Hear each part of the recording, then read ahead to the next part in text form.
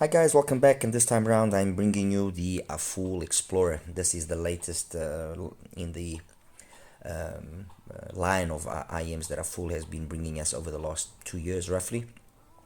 A brand that was basically just known internally in the Chinese market, and then they decided to move outside, and they partnered with HIFIGO, and I think that this partnership has been a successful partnership in every sense. They initially launched the P5, that was then subsequently followed up by the P8, and then the Magic One, and now we've got the Explorer, which I guess you could call it the P3, but I guess the Explorer was a merging of ideas that they gathered from the previous models. I mean, in the Magic One, the usage of a single driver and a BA at that, in a completely novel implementation, or novel, not totally, but novel, or not usually seen in IEMs at this price range. Gave us a sound that many didn't expect, and even generated a whole bunch of doubts whether or not the system that they were using, that the labyrinth system, was actually doing anything or not, but it was anyway. And then, with the P series, the usage of multiple drivers to then bring us a more complete musical experience. I guess with the Explorer, they kind of went and take lessons from either one of those, let's say, concepts, and to bring us something novel in terms of their product range. And the reality is, with if we take into account that it's just three drivers, a single DD and then two BAs, the BAs themselves having been self-developed, especially the high frequency one, if I'm not mistaken. When you consider it's just three drivers, the performance that they've been able to obtain out of the Explorer is very commendable. I'm not saying by that, obviously, that there aren't other IEMs that haven't had so few drivers, that they have done an equally good job. Yes, they have, and I've got one here at least in front of us that has done an equally good job. But the reality is this: AFUL, with the smart implementation of electronic crossovers to in a RLC setup, to tailor the sound to what they want. That combined with the damping system that they use, with the length of the tubes having been also specifically designed in an order to diminish standing waves and resonances and so on and so forth. AFUL has been able, with these smart implementations, however much controversy they might have generated to some, they've been able to offer us products which have consistently been successful and have consistently been well received by the majority. And the proof of that is that they are selling well, and for the most part, I don't hear stories of people being totally disappointed. No, we always know that we can't please everybody, but I think overall AFUL has been very successful. Anyway, this is the box of the AFUL. Very, very understated. Nothing too complicated. Some information in the back, which is the usual thing: 26 ohm impedance, 108 dB sensitivity, and yes, for the most part, it's actually a pretty easy IM to power. Although yes, it does benefit from having a little bit more than just your phone on it. Okay, remove the sleeve, open up the box, and there's a case which I'll show it to you in a second. The IMs came over here. Some decent enough tips, although I'm not using the stock tips.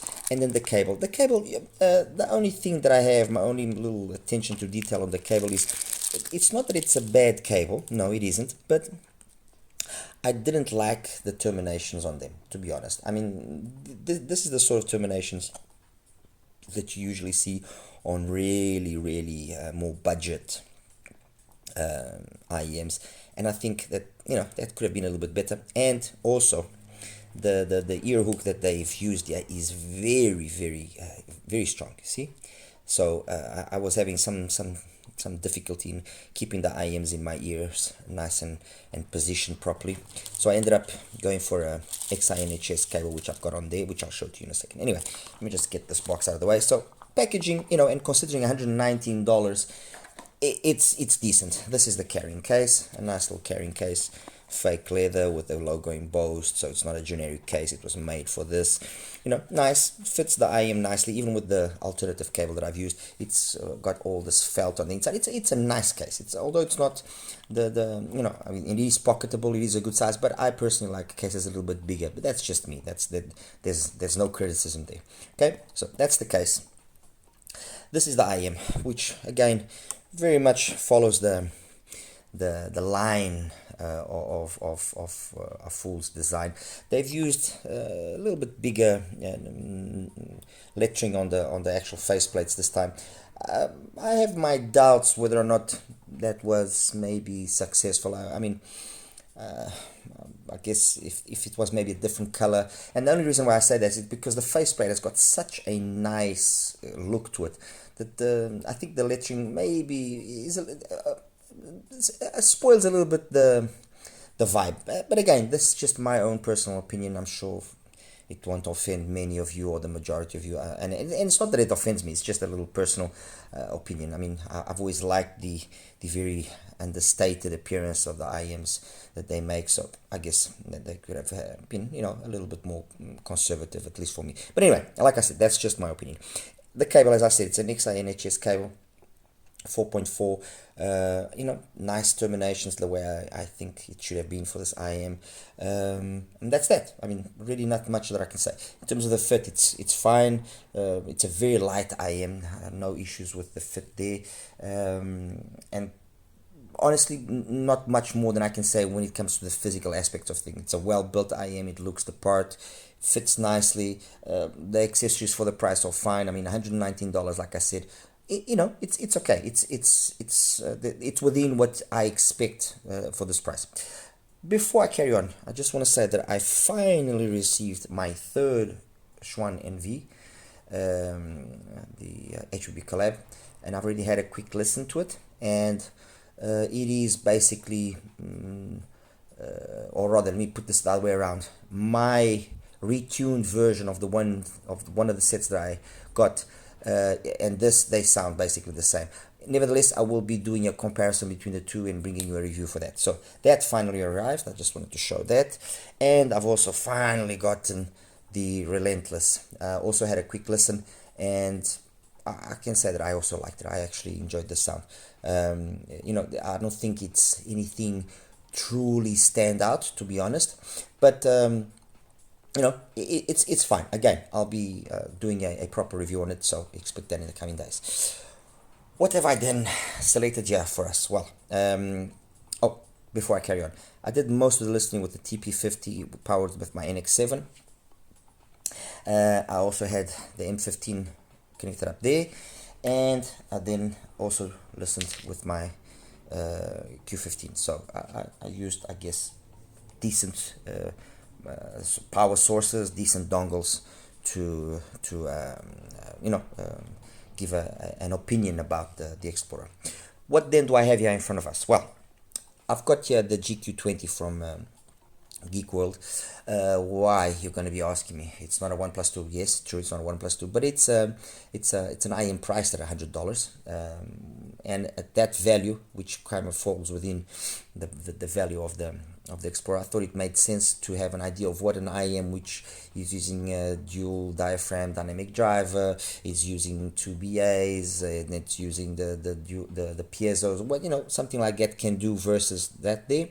I've got here the Fudu, the Tangsu Fudu. That's a 1+2. I've got there as well the very much forgotten AudioSense AQ4. One of the I still personally think it's one of the best IMs that they've made. This, the DT300, phenomenal IM as well. I mean, 3 BAs, very nice. The T800, older, but again a really good all BA set.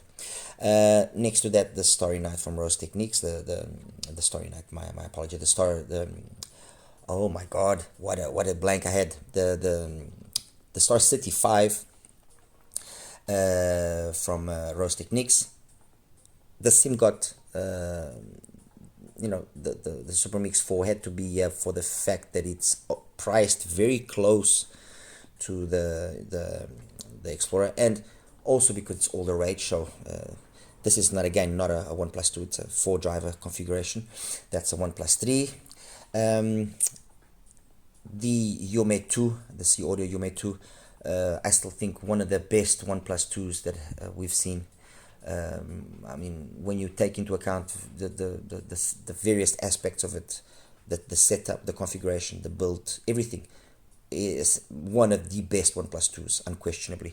And then finally here, the Performer 5, which I thought made sense to have it here so that we can compare, kind of the originator of, let's say, the AFUL rise to fame with the latest, to see how these two kind of stack up next to each other. Okay, so let's talk about the sound. That's what we want to know. We want to know what the Explorer sounds like. From the first listen, I have to say that I was impressed. And I was impressed for various factors. I knew that being a 1 plus 2, I had to create expectations. And I think that's one of the biggest problems sometimes, is that we don't take those things into account. We are listening to a $30 IEM. We have to create an expectation for the $30 IEM. And then, if we set those expectations properly, then we can be impressed. If we are listening to a $1,000 priced IEM, we have to set our expectations completely different. And then once again, if they are met, fine. If they are not met, that's fine as well. Another thing is, we cannot be, in my opinion, as critical on a $30 IEM as we are on a $1,000 IEM. And when it comes to the Explorer, that's exactly the chain of thought that I used. I mean, 1 plus 2, $119. Okay, let me, I took into consideration what I knew was a 1 plus 2, a really good 1 plus 2, and good 1 plus 2s, and other IEMs at that kind of price. And okay, let's see what this is about. And straight away, bass, really nice full bass. It's got a really nice tonality, a nice timbre. It's full, it goes deep. I mean, I was listening to stuff like, for example, Still Go Dance from Christopher Ellis, or Good and Great from Lila Ike, which are both reggae songs. And there was no lack of any sort of or Slowly from Mortimer, no lack of bass with those songs. Nothing. The fullness that those songs require for them to sound perfect, it was there. It was there. It was in. Mids, clean, detailed, no sibilance, no aggressiveness, no nothing. It was very organic, the presentation that it was giving me. It reminded me very much so of the presentation of the P5, but slightly, I wouldn't say darker, but slightly tamer.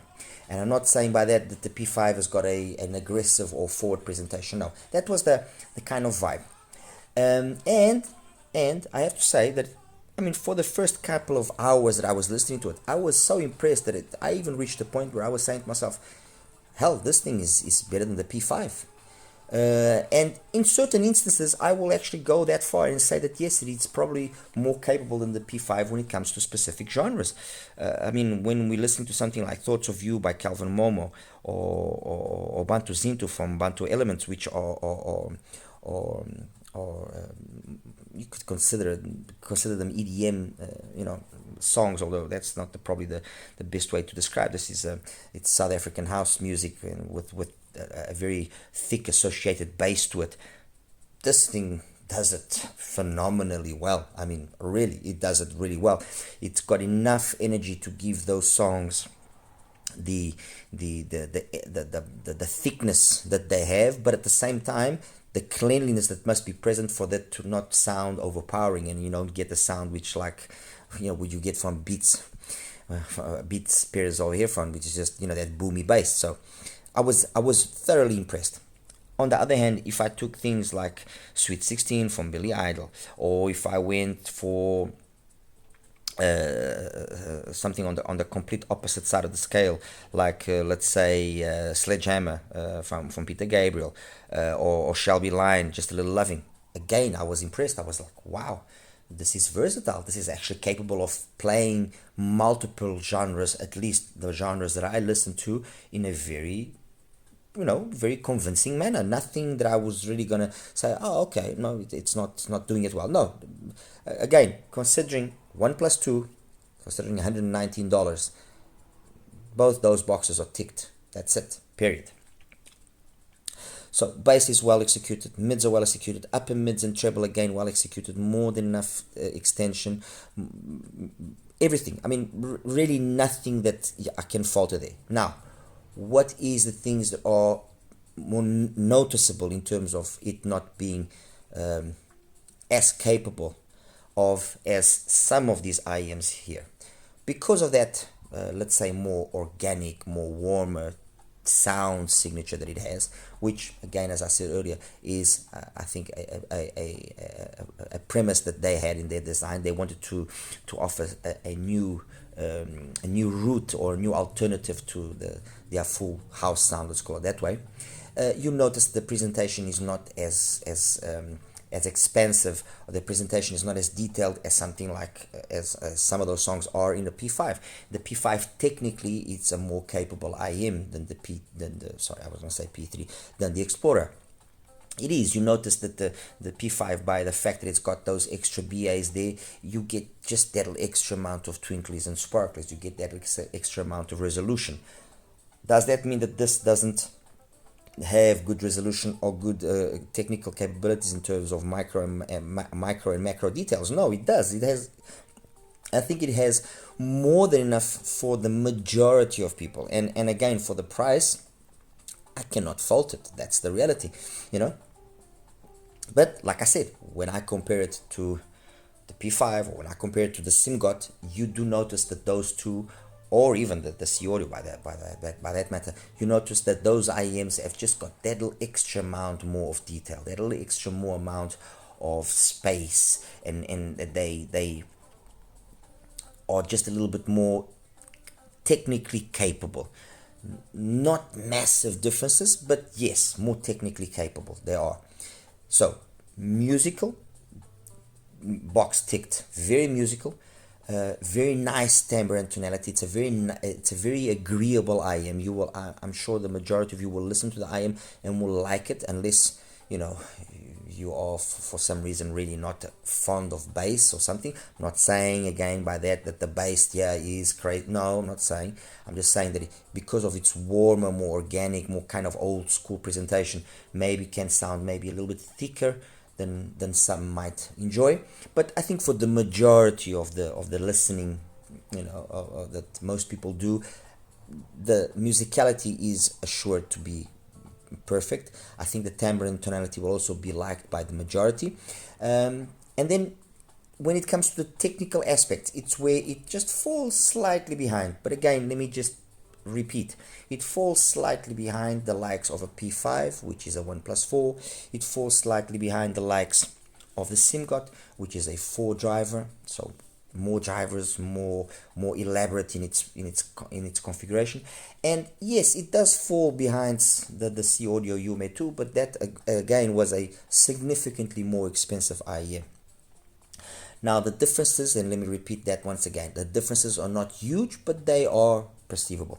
I think that depending on what you like to listen and how the IM ultimately fits you, you might pick up more or less on those differences with these IMs. Anyway, comparing it now with some of these, with all of these IMs, and comparing it, I'm actually going to compare it here first with in the order that I have. Comparing it here first with the Geek, with the GQ20. This it's a more pleasant sounding IM. This, by comparison, sounds excessively closed down, excessively muffled. And even though it's got those piezos which people criticize and so on and so forth, the piezo implementation here on the Geek World, on the GQ20, has been well done. It's not offensive. It doesn't shout, no anything of the sort.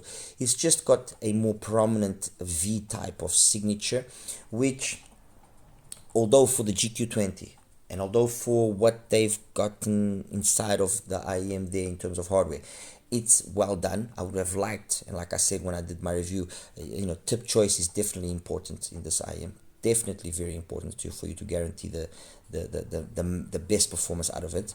And I mean, I'm using some these are the crystals. Yeah. Tip choice here will be important, but all those things considered, still this does not it's not on the same level as the Explorer. The Explorer is a better IM. It's a more capable more IM. It gives a better quality bass, a much more coherent presentation of mids, of vocals, and so on and so forth. Compared to the Voodoo, the Voodoo actually, I've always been a fan of the Voodoo. I like that old school organic type of presentation, and it's very similar. They have got the same sort of vibe going on. But this does sound slightly darker. I'm not going to say that this is inferior to the Explorer. I'm going to say rather that the Voodoo is just a darker sounding Explorer. And you either like that darker sound or you don't like it. Neither of them are technically any, spectacular. Now, the one thing that I will give the Voodoo in its defense is that it does bring a nice set of Divino's velvet tips. It does bring a nice set of some Tangsu Senkai tips. Just those two, just that there alone, we're talking $30-$35 of accessories there.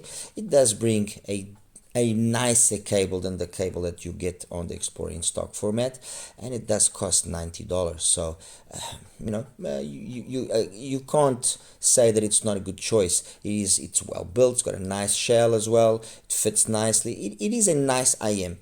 It loses, take that with a grain of salt. It loses to the Explorer in the fact that it's just got a little bit less detail, a little bit less polished or elegant execution of the mids, upper mids, and treble. Okay, compared to the AQ4, and the AQ4 is and was for me one of the nicest IEMs that AudioSense has released. You can get it for around $160. Sometimes it's apparently not available, but when it is available, you can get it for like $160. I've seen it as low as $140. 1+3. Very, very nice execution of the bass. I think in terms of the bass performance, that gliding style of bass performance, you really cannot fault it. The overall sound that they've gone for is again a more warmer, more organic type of sound, but technically compared with the Explorer, it loses out to the Explorer. And in this particular case, I would say the Explorer is actually the better IM. If in the Voodoo, I would say, okay, you can argue that this is the better one, but then that one there has got some nice accessories, is significantly cheaper, so it makes a good argument for itself to be a possible, purchase.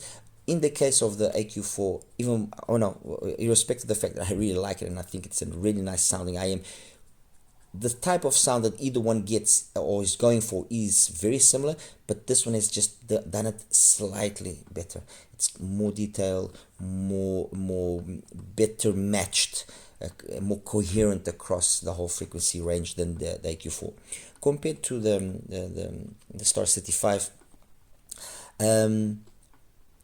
I would say that the Star City 5 just loses composure when the volume gets pushed when compared to the Explorer.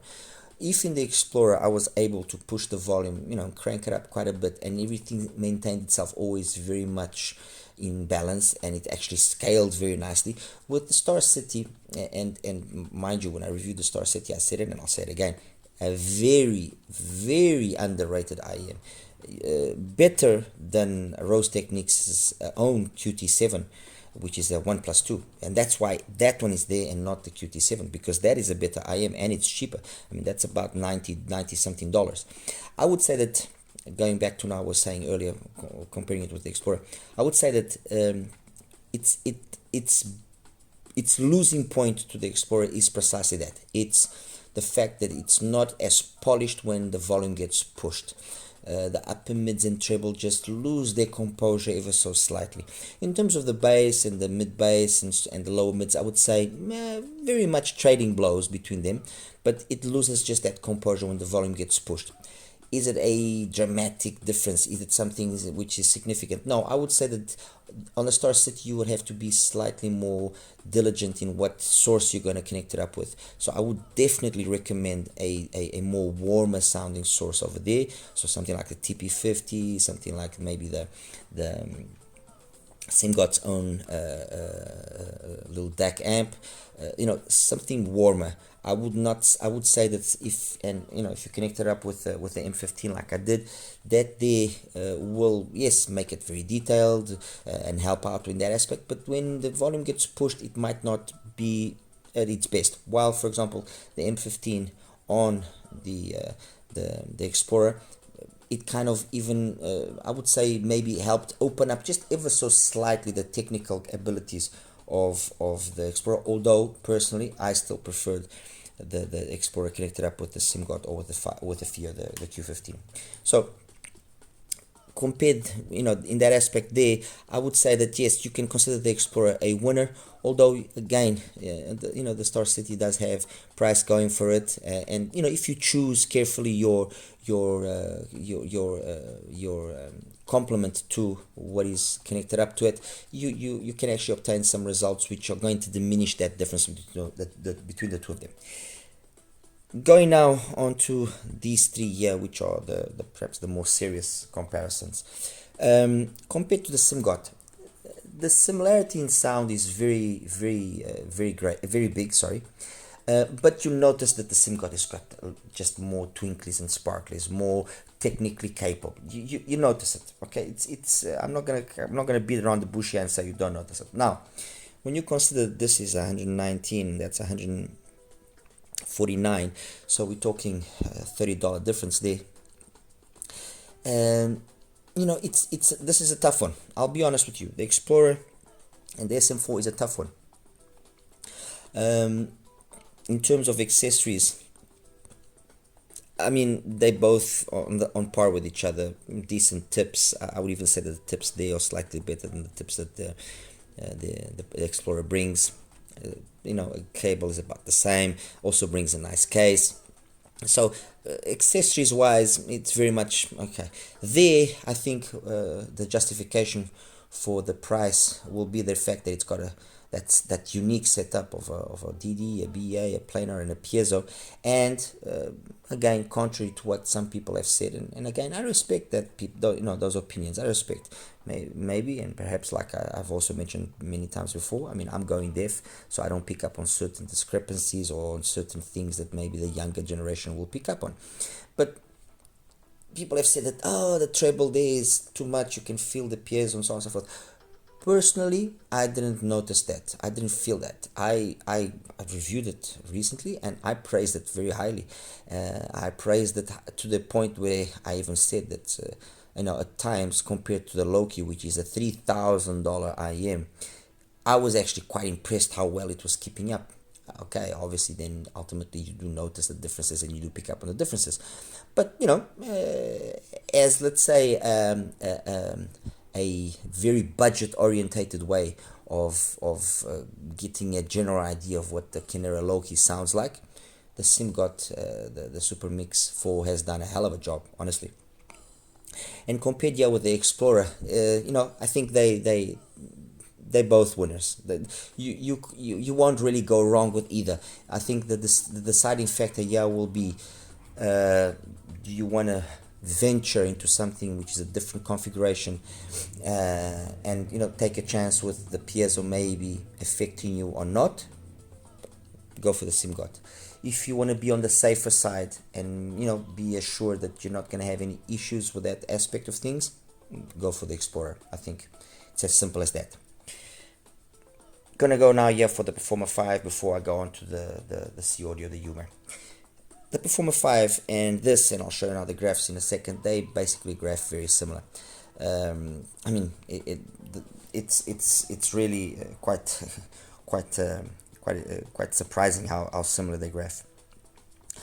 I'm not sure if the BAs being used are in any way similar to you know or in a way shared by the two of them, but they graph very similar. Funny enough, using the original tips on the Explorer, and I'll show you the graph that I got with that. I got the graph which is basically the same as the graph of the Explorer that was provided by them. So in that aspect, things, I think, fell into place. There was no issues there. What I will say is that the P5, by the fact that it actually has that those extra BAs, it just sounds more technically, and that's in essence the biggest more technically proficient, and that's in essence the difference between the two of them. You will notice ultimately more the bass here because at lower level of the mids, upper mids, and treble. The mids here and the upper mids or perhaps the star of the show being complemented then by the highs and the bass. While here, I think the star of the show is the mids and the bass. The mids and the bass are the star of the show, being complemented then by the upper mids and treble. Okay, so a more organic, more old school kind of sound, a more let's say more modern style of presentation on the P5. Okay, that's 180, that's 180, yeah, about $180, that's 120, 119, 120. There is a price difference here between the two of them, which is the better one. Well, it's not a question of a better one. If I want to be fair, like I always try and do when I do my comparisons, that's a 1 plus 2, that's a 1 plus 4. They both have their place. They are solid complements to each other. Even though they are not the same configuration, they are solid complements to each other. You will notice enough differences between the two of them to perhaps justify owning both of them. Just touching up quickly on the P8, and so that you guys can maybe get a better perception of how the Explorer comes across to me. If the P5 is, let's say, the middle ground of a overall very balanced sound, okay, technically, musically, and so on. The P8 took that a step above to become more audiophile inclined by losing a little bit of bass energy and making it more, let's say, more specific on certain genres, and in that way emphasizing more the audiophile side or aspect of things. The Explorer has gone the opposite way. The Explorer has gone down the way of exploring more perhaps the fun, and anything that's EDM or reggae or anything that's more, let's say, bass dominant. The Explorer is a surprise. It is definitely a surprise, trust me. I there were quite a few times that I was just really like, wow, this is impressing me. Okay, so I think that kind of gives you a better idea. Finally, the C audio, the Yume 2. The Yume 2 is, for me at least, it's I don't say that it's my reference 1 plus 2 in vain. I say it because I think it is truly a very, very well tuned IM, and it was an IM that suffered of its own let's say lack of savviness when it comes to market it. They took way too long to market the C audio, the Yume, and by taking so long, they ultimately shot themselves in the foot, because if they had been more diligent, more quick in acting and getting it out, they would have definitely sold a hell of a lot more units. Some people complained about the fact that it was very expensive and so on and so forth. To be truthful again, I never really thought it was that out of context, because yes, it was as pricey as a lot of 1 plus 4s. It was at the same price as, for example, basically the P5 and so on and so forth. But once the price started dropping, precisely because of that not efficient marketing and people just not wanting to perhaps go for it because they thought, oh, 1 plus 2 at $200 something. Once the prices started dropping, it brought it down to a value. And I mean, this particular unit, I got it for $169.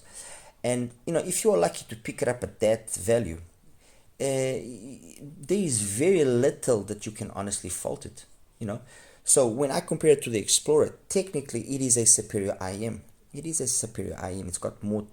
It's more audiophile inclined, but it always maintains a very high degree of being capable to bring a lot of fun and engagement and musicality to the table. So I would say, making a comparison now with the P8 and so on, so that you guys can maybe position, I would say that it's going down the road of the P8 in terms of being very technically capable, very correct sounding, okay, not wanting to be colored or anything of the sort, but maintaining still, when it's needed and when the song has it, that capability of being as engaging and as fun as the Explorer. Yes, I won't deny it.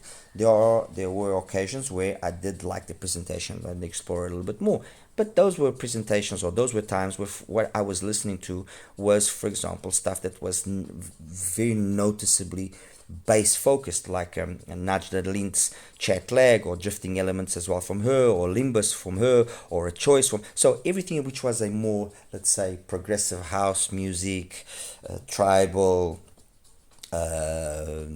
house, that kind of vibe, which has that very strong bass emphasis, or amapiano, which is that style of house music from South Africa, which I mentioned earlier. That on the Explorer, it is more satisfying than it is on the C Audio. So I'm not going to say that the C Audio loses to the Explorer. I'm not going to say that the Explorer wins over the, loses to.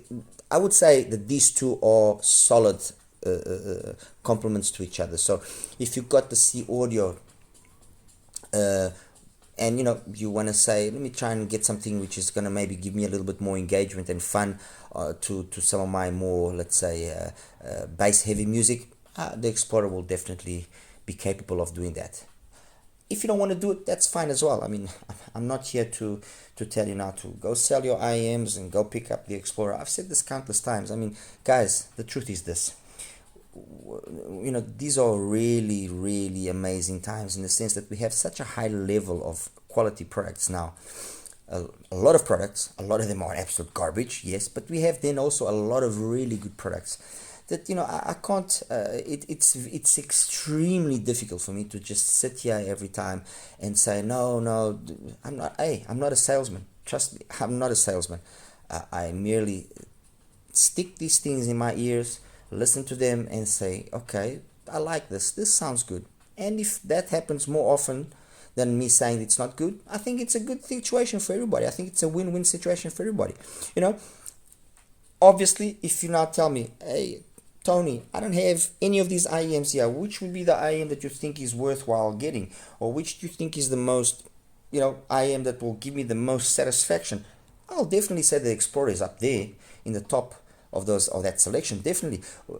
I mean, however much I like the GQ20, I'm not going to recommend the GQ20 for the majority of the people, because I know that people that are not, how can I say, people that are not adverse to bass and or treble, or but people that just like a good all-round sound, they might be a little bit disappointed with the GQ20 because it's lacking a little bit of twinklies and the sparklies. So that would not be one of the IMs that I would recommend. The the AQ4, the only reason why I'm not going to recommend it is because you have IMs which are capable of giving, and the Explorer is one of them, the SimGod is another. We have IMs which are capable of giving us that sort of sound more well executed, so that's also not going to be one of my first choices. The Voodoo and the Star City, I'm going to say these are IMs which make sense for the price, especially when you can pick them up at crazy deals. I've seen the Voodoo at $69. Guys, at $69, I'm going to say don't pick it up. The hell no. I'm going to tell you, yeah, get it for $69. The tips alone cost just that. Almost. It's half that price. So when you consider these factors, that's a phenomenal deal.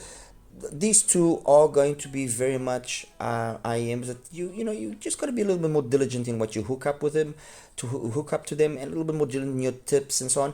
But you can extract amazing performance from either one. That's the reality. Okay, the P5. I mean, I'm not going to say anything that the majority of you already don't know. It's a very, very good 1+4.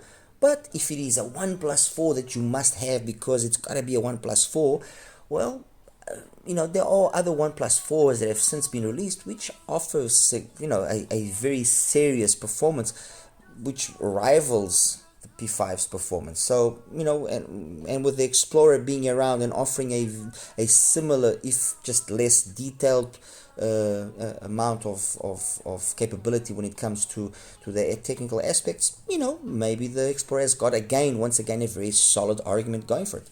Compared to the SIMGOT, you choose, honestly you choose, because that's going to give you more technicalities, and that's got the novelty factor associated with it. A very well implemented 4-driver setup. Okay, very nice implemented. And with the C Audio, it's like I said, right now I don't think it's available anymore. I think it's been finished, the production of it. So whatever units you might find are going to be units which are still available in some stores, and will be dependent on the price. Or if you can pick it up a second hand at a good deal, no brainer. That is definitely still one of the most solid 1+2s that I have listened to, unquestionably. Okay, guys, show you another graphs and we'll wrap it up. Hi guys, and welcome to the graph section here for the Explorer, and this is the graph of my Explorer. And as you can see, this is basically corresponding to the graph that AFUL themselves gave for the Explorer. Definitely a sub-bass focus, glides into the mids, no bleed, nothing, and then a very, very mild pinna gain. We're talking 5 dBs roughly of pinna gain, and then it just is flat as basically a ruler until forever. It just carries on. Slight dip there at 4, with a return to almost the same level back at 5. It just stays nice and flat. I personally used it with the green configuration. Maintains the bass the same, everything's the same. There's only a difference here, which is obviously implemented by the tip that I used, the 07, which is it gave a little bit of a rise here at 7 before it gave a dip and then it rised up again. And I found that with the 07 tip, and this is just me, okay, I found that I was able to just get a little bit more soundstage, that little sensation of more space. I was able to get it with that tip setup, and it was with that tip setup that I did and conducted all of my listening. Okay, I listened a little bit with the stock tip that was there first, but then I left the rest of the time the 07s on, and that's how it was.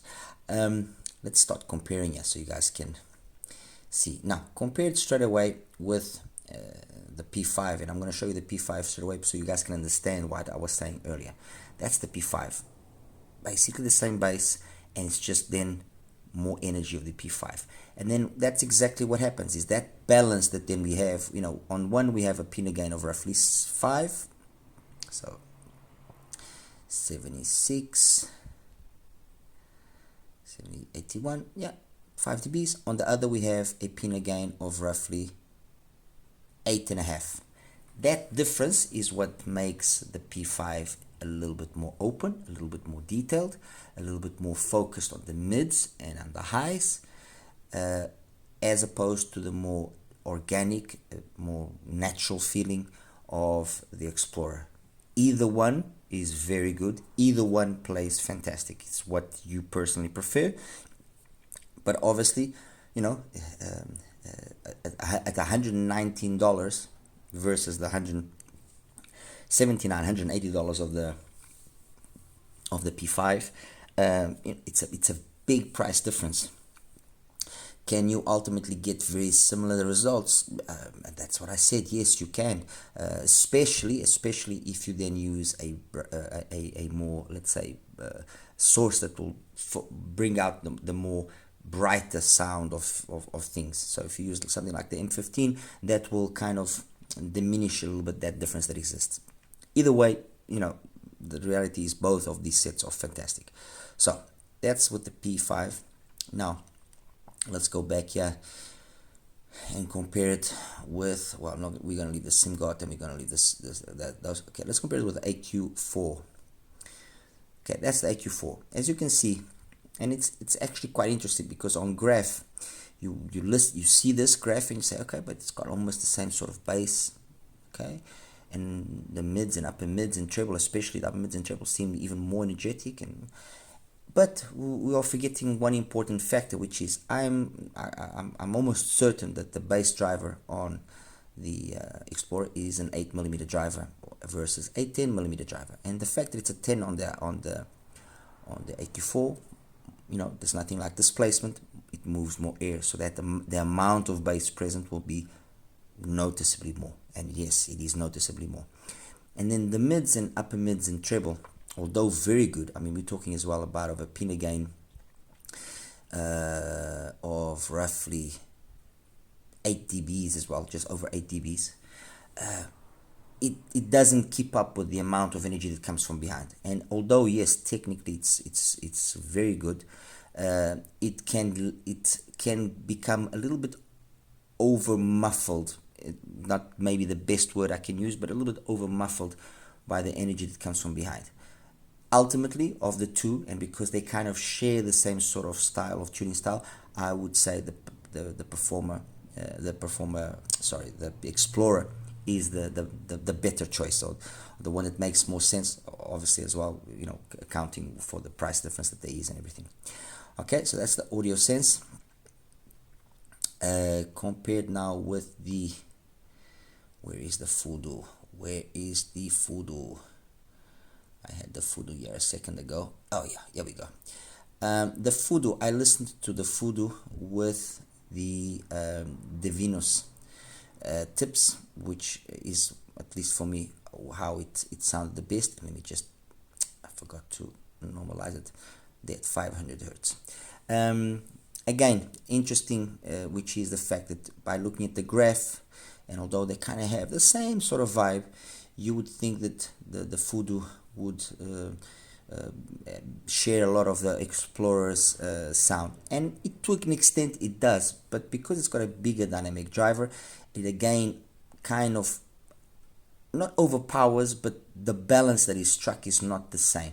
So it sounds just a little bit extra thicker than the Explorer does. The Explorer just sounds a little bit more detailed. Neither of them are technical monsters. Neither of them there's details and micro details and twinklies and sparkles going from here to here. No, they both have inadequate quantities. The biggest thing here, I think, for the Tangsu's favor is that yes, it does have a very interesting price, or you can pick it up for a very interesting price, and on that alone, it's a viable option. So that's the Tangsu. So I've talked about the Tangsu. I've talked about the AQ4. Oh, the GQ20. I was forgetting to show you the GQ20 equal GQ20. My apologies. There you go. And I also made a mistake. I said it was some crystal tips. No, it's not some soft tier crystal tips. It's actually the H570 tips. Let me normalize this again at 500 hertz. And I think straight away, you look at the graph and you can understand what I said, that there's loads of information there in the upper mids and treble. Yes, there is, but it also gets very much camouflaged by the amount of bass bloat, let's call it that way, that you get from behind. So it sounds definitely more V-shaped, and it sounds dark compared to the Explorer. It sounds dark. It's a satisfying sound, but it's far from being anything that you could even consider remotely audiophile. Let's put it that way. This is just about being fun. Okay, so that's the geek world out of the way. Shown you the Star City. Oh, I haven't shown you the Star City. What am I talking about? Next is the Star City. The Star City, like I mentioned earlier, it's just the fact that it's not so much the balance that they've struck. The balance is not too bad, but when you start pushing the volume, you notice that this area of the upper mids just becomes a little bit less composed, and in that aspect, then the Explorer becomes the better performer. The issue, not the issue, the positive point on the Star City side is obviously the price, and if you can pick it up for a good deal, like I did on my particular one, I picked it up for $80. You know, it can again be a viable alternative. And then that finally leaves us here with the SIMGOT, the SM4, and the C audio. Let's go for the SIMGOT first. So we get that out of the way. That's the SIMGOT. A similar style to a certain extent, at least in terms of how the bass is done. Bigger dynamic driver, so bigger bass, but it's also got a lot more information and a lot more energy and up mids and treble, which counteracts and keeps up with that. So ultimately what you get is not, in my opinion, a prominent V type of signature, no, but a very balanced type of signature, which has got a very nice focus on the sub bass, no bleed, no mids being muffled or anything, and then a nice progressive pinna gain which peaks at close to 3 and then just stops off with loads of extension. It's just a more detailed presentation than the Explorer. You know, it's you have to choose here. You want more detailed, more capable technically presentation, or slightly darker, but that if you have the right things going for it, you can also get a pretty decent technical performance presentation, which is the case of the Explorer. The difference in price here is not significant, so that makes things a little bit complicated. But either one of these IMs, honestly, fantastic. I mean, as an ultimate choice here, if you ask me what I would go for, I like the different style things. I like the stuff that, I also like the stuff that is done simple and well done, but I like the different style things, and I like the SIMGOT. I really do. I really think the SIMGOT, I mean, 4 drivers playing that well, difficult to beat. And then finally, the UME 2, and this is the UME 2. Again, you can see a lot of similar vibes here in the UME 2. That very progressive way of doing the pinna with no rush, and you know, bass wise, it's the bass of the C audio is better because there's slightly more energy, but it's not. How can I explain this? You don't feel it as much as you would think you would feel it because of the fact that you've also got a lot more detail up here. Technically, the upper mids and treble, there's just more of that. So sometimes you might feel that the bass is okay, it's enough. No, I never found the bass on the C audio to be thin, but I mean, I could understand, and I could make an argument that many of you might find the bass on the Explorer superior. You might find the bass on the Explorer more satisfying. I can understand that argument, and I'm okay with that point of view. And that's that, guys. I hope I was able to show the Explorer for what I saw it in terms of, or what I heard. Very nicely executed. I mean, AFUL once again for me has done their part. I mean, be it the P5, be it the P8, be it the Magic One, be it now this, and be it the one that will be coming up next, which is a all BA set, which I'm anticipating with great enthusiasm. That thing must be something else. I'm really knowing how they are, and knowing that will be their flagship, they're not gonna play around. I believe some people have already been lucky enough to listen to some prototypes when it was CanJam, and the feedback was quite positive. Guys, as always, like and subscribe, and any questions, please feel free to ask. All right, you take care now. Bye bye.